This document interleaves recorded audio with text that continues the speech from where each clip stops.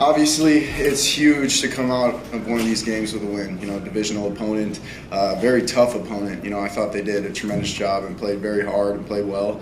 Got to give a lot of credit to the defense. They bailed us out in that first half. They were throwing a lot of things at us defensively, and defense stuck in there, and especially on the special team side too. That field goal unit, that punt return unit, Jug. I think it was 119 all-purpose yards, and that's just tremendous from a young guy like that to step up. But there's a lot of things we got to clean up.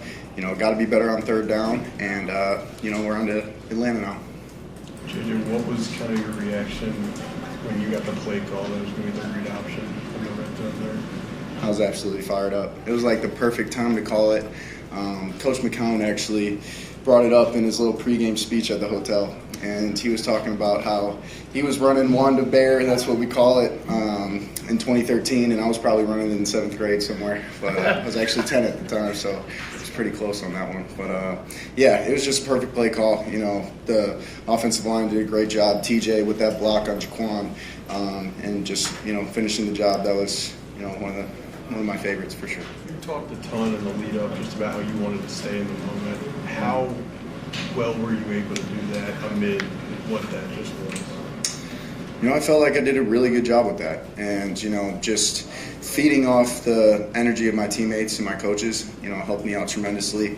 But at the end of the day, we're so blessed to be able to play this game, so every snap we get is a complete blessing. And that's something that I was mentioning to the guys in the huddle when we were down, like, where else would you rather be? So I feel like we did a great job, and this team showed a lot of poise and responded very well.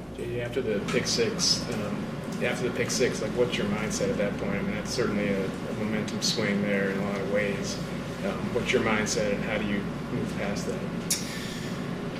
You never want to earn wisdom that way, but it just brought me straight back to TCU when I had that first one early on in the game, and then the second one later. And at the end of the day, yeah, it sucks. It's one of the worst things you can do as a quarterback, but you can't do anything about it. You got to focus on the next play.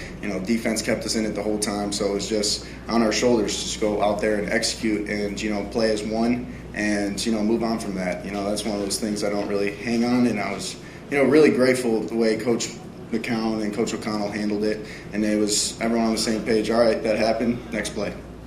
When it came to just as you guys started to come back, was there a throw of yours where you felt like you were starting to get into a groove late in the game? I want to say the one before half to Speedy. That really got me into a groove, and it was, as it turns out, one of the biggest plays of the game because Will striping it from 59. We walk out of here probably a little bit later than we do tonight right now. But, I feel like just how it expressed itself, how the ball came off my hand there, I felt like it was one of those throws that really gave me that, we can really do this. JJ, you said the comment in the huddle, where would you rather be? Aaron mentioned the same thing.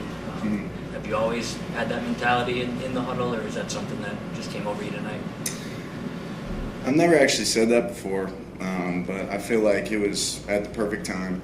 Guys were kind of, just in their head a little bit, and I feel like if you could, a smile goes a long way. So there was a lot of smiles after I said that, and just a little bit of a perspective shift. Yeah, things weren't going our way, but we're here doing this together, and the boys, they responded perfectly. Do you remember when exactly that was in the game? I know we were around the minus 20 or minus 25 in the end zone with the Jumbotron, and I think it was third quarter, something like that.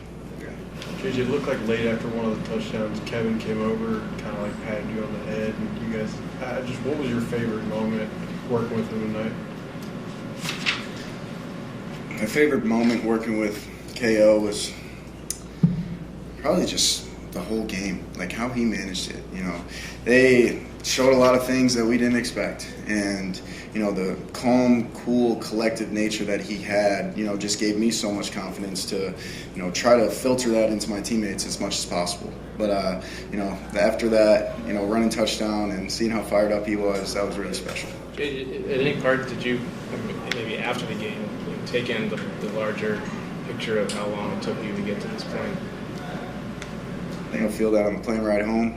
But, yeah, it's been a long journey. And, 609 days, I think I saw it, was my last, competitive football game, which was the national championship. So it's been a while of, just being in the training room, watching a lot of film, learning the playbook and trying to master that. But at the end of the day, it's such a blessing to be an NFL football player and, play in this league. And, I'm grateful that we get to go out there next week and play the Falcons on Sunday night. Kevin said he told you at halftime you are going to lead us back in this game. What did that mean to you to hear that?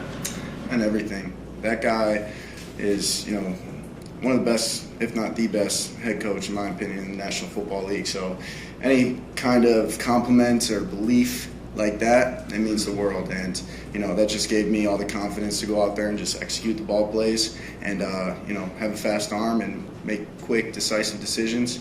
And, it worked out. What was your vantage point behind some of those Jordan Mason runs in the second half? It's just so fun when you watch a guy run and you're like, oh, that's not a tackle before it happens. And, credit to the O-line, they really strained, the entire night. And, just being able to be in game one, you really don't know how the team's conditioned and, how they're going to strain when it comes to the fourth quarter. And they did that. And, JP obviously showed that. Aaron showed that. And, yeah, it was really cool to see. As far as the connecting with Aaron for the touchdown, you guys did that a bunch of times during training camp. How was that experience through camp that helped you when it came to that moment? Extremely big. I still wish I would have given him a pretty ball where he had it in stride and, ran through the end zone with it. But at the end of the day, it's a touchdown. And, he's such a special player, but I can't speak highly enough about who he is as a person. He's one of the pillar guys of our team, pillar personalities, and he's really, a special guy, and I'm so grateful to play with him. How many friends in your family did you have here tonight? I didn't ask, but my dad said like 200 to 250, and, I'll have to see that. I don't think that's very true, but yeah, it's probably, extended, family, friends and all that, but there was a lot of people supporting it, and I just thank them so much because, Chicago land area, LaGrange Park, it made me who I am.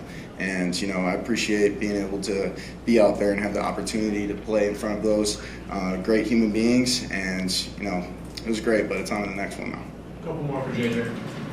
Do you sneak a look into that section to see any of them during the game, before the game, after? I actually, I saw my dad's roommate from college, Uncle Adam. And, it was when we were down, and he kind of wasn't instilling that confidence into me, and I was like, you know what, I'm going to say something after that, after we come back and win. So, yeah, but what was he doing? It was just like, just acting like I'm not looking at him and all that. So, yeah, it's all good. I love you, Adam. Thanks, everybody. Thank you. Have a good one.